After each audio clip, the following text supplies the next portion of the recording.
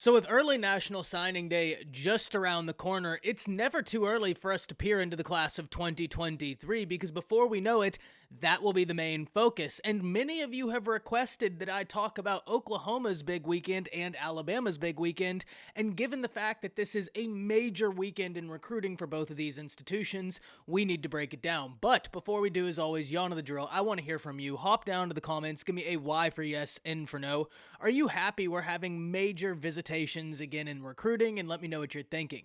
If you are new to the channel, be sure to subscribe, hit that bell notification. I do constant college football content.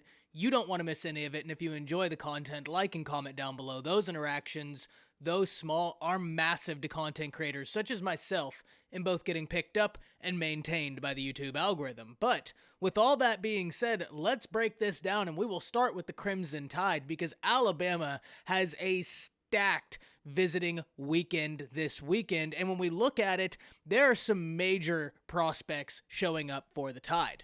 You know, last cycle, there was a lot of talk about Alabama wanting to close on some defensive line prospects, and one of the reasons why I was never too worried about what happened in the defensive line department in last year's cycle was because this year's cycle provided so much depth in the state of Alabama in that category. And if we look today, Alabama is getting a visit from two five-star defensive line prospects that hail from the state of Alabama, Peter Woods and James Smith. Now, James Smith is now playing his high school ball at IMG, but IMG has been an absolute pipeline to Alabama, so I don't expect that to change any. Bama is going to continue recruiting James Smith no matter if he started playing on the moon. He's a guy that's going to be of massive importance to the class, but as well as Peter Woods. Peter Woods playing for Thompson, a really intriguing fact because we look, Jeremiah Alexander plays for Thompson, so there is that continuation of relationship, and there's multiple Thompson players Bama will continue to go after. Thompson is one of those high schools that nationally you just kind of know about producing top-tier high school football players as they transition from high school to college.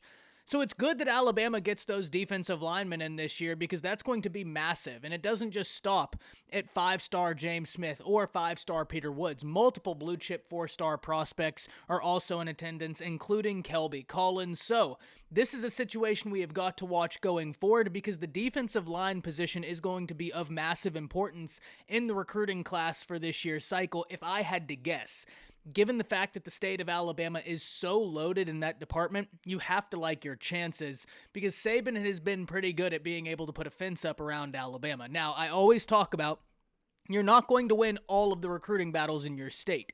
Recruiting is far too national now, and there's way too many players that are doing it at a high level. It's about winning the right battles. But speaking of the right battles, it's not just a bunch of blue-chip defensive linemen in attendance because also five-star defensive back Jaleel Hurley is also on campus, and this is going to be a major target.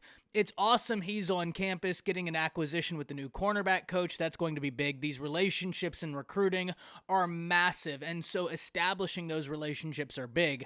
But also, Hurley's from Alabama, so you do have to like the Crimson Tide's chances. And we all know what Alabama does with defensive backs, and if you don't, just go check the last few drafts, and there's all the receipts present. Given that Hurley's from the state of Alabama, he's a defensive back and will be a defensive back of much importance in this class, you have to like Alabama's chances as they continue to work on those relationships. While Alabama has a ton of top visitors on campus this weekend, they are not alone because the Oklahoma Sooners are also playing host to some very talented prospects, including five-star Anthony Hill Jr., the linebacker out of Denton Ryan High School, and five-star David Hicks, the defensive lineman. And these two prospects are prospects that every institution in the nation would love to get into their 23 class.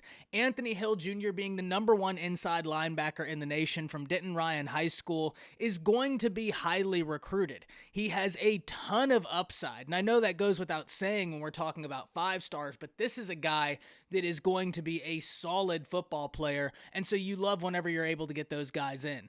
When we look even further, though, David Hicks is another name that Oklahoma would love to get. And when we really break it down, Oklahoma has the benefit of continuation in terms of David Hicks's recruitment. Todd Bates was his primary recruiter when Todd Bates was at Clemson, and he was trying to get Hicks to join that Clemson 23 class. Now Todd Bates moves to the Oklahoma Sooners, and he gets to continue that familiarity with David Hicks. which in recruiting, relationships are massive. That's the type of thing that could pay dividends in the long run.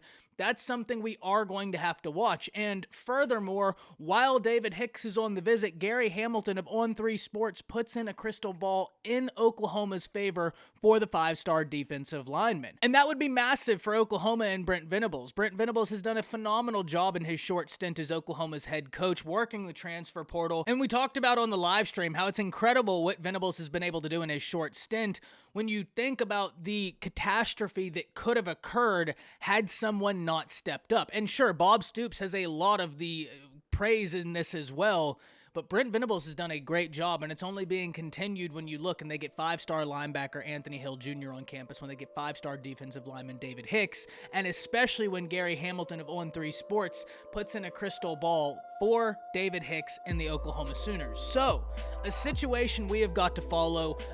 That would be just a massive win for the Oklahoma Sooners, but it is something we're going to have to watch going forward. I am really interested in hearing from y'all, though. Hop down to the comments. Let me know what you're thinking about these major weekends. That's it.